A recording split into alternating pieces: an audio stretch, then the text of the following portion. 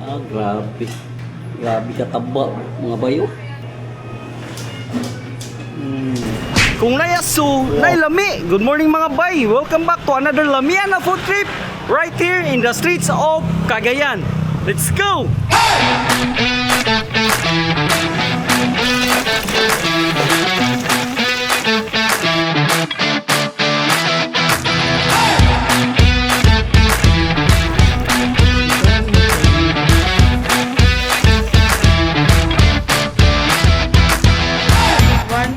Sir.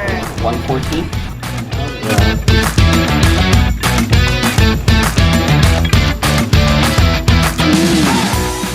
Mga bay, I'm taking you to a place that's more than just a restaurant. It's a piece of Cagayan de Oro history.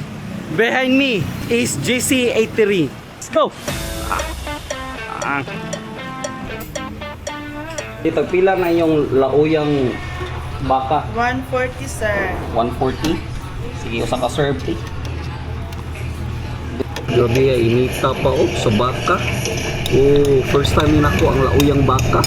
Oh, sabaw pa, muhigop. The best. 140. Nya, barato ra kayo, 140 ra siya. Gutom na kayo. Nya, mo order niya taghumba. Kani, one of their best seller. Grabe ang sabaw, sticky pa kayo. Nya, naatay yung sinuglaw diri, mo yung kinilaw nila na naitabon-tabon. Nya, nasa ni Biasong. Wow, grabe ha. Perfect combination. Pila din yung sinuglaw, te? 130, sir. Party. Thank you, te. Mga bay, sugdan na nato akong mukbang diri.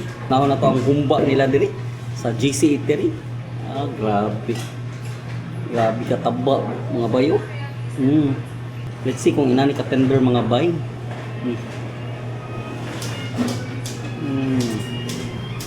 Wow. Kumuka. Tamis na siya salty. Ang yang soup kay thick yun siya. Grabe ka tender. Mabuak din siya din. Wow. Grabe ka ang combination siya sa fat ug meats mga bay. Tender pa jud kaayo, so tanan mga flavor na sud yun sa atong baba mga bay. Wow. Sunod ang sinuglaw mga bay. Wow, sinuglaw mga bay. So it's very unique mga bay, kay naa siya tabon-tabon, no? Na tangan mo siya vinegar, so na-create siya unique na flavor ang sour and sweet. Nasa onion, nasa ginger. Creamy po siya mga bay.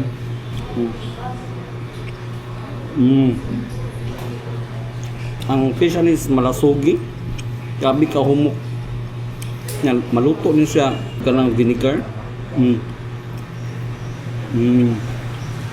This is famous sa Visayas, Mindanao, ang sinuglaw. So combination of kinilaw o suba.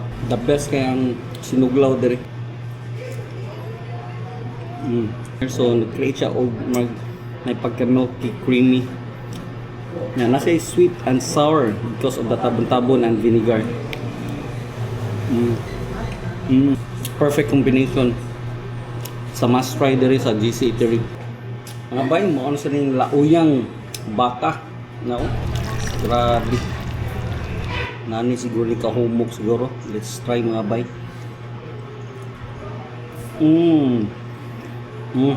Pwede sa kamutod. Grabe humok.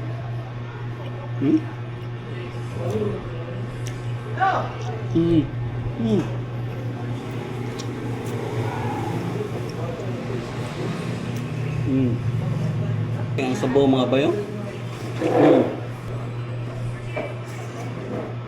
Na-feel yun mga broth sa baka yun, sa iyang bone. Ang gilataan yun yung maayo ba, kay lata kayo. Ang mga bayo.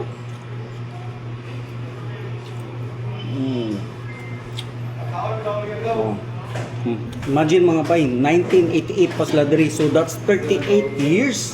So almost 4 decades na sila diri. So from generation to generation gipasa yun nila. Thank you Manang Sita, siya gyud nag-una diri sa ZZ Eatery, then now pass to next generation sa iyang nephew na si Pablo. So thank you so much. You bring joy sa mga estudyante, sa mga government official na moari diri ug sa mga professionals. Located in Pabayo, Pacana Street, Cagayan de Oro mga bay. So it's a piece of history sa Cagayan de Oro. Hidden gem ni diri sa GC Eatery.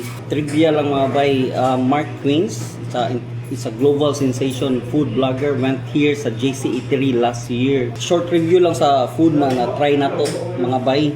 So humba, really tastes good. Sweet, salty siya a bit. Okay? So sinuglaw, combination of sugba o kinilaw. So na siya unique flavor kay na siya tabon-tabon. So imo i-combine ang tabon-tabon o ang iyang vinegar, it create balance and unique sour sweet flavor. Okay? Must try diri sa GC Eatery. And of course, lastly is ang lauyang baka. So different siya no na taste but very tender gid siya gid kayo niya ang sabaw niya soup. It's very different from Visayas, especially sa Cebu. So diri sa Cagayan, this is very famous lauyang baka. So must try sa siya. Okay? Thank you so much mga bay. All in all experience mga bay, certified lami. Thank you so much mga bay for watching this video. If you happen to drop by here in CDO, must go to GC Eatery and try their delicious food. 24 hours, anytime you can drop by here and taste their delicious food. Thank you so much mga bay for watching. Till next time. Mga bay, goodbye Mindanao.